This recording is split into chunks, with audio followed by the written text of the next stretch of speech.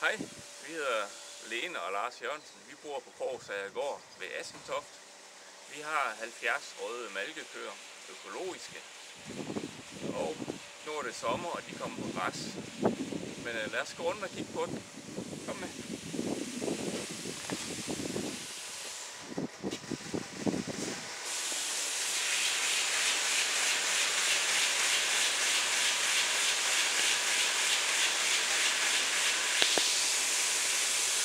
Jeg har lige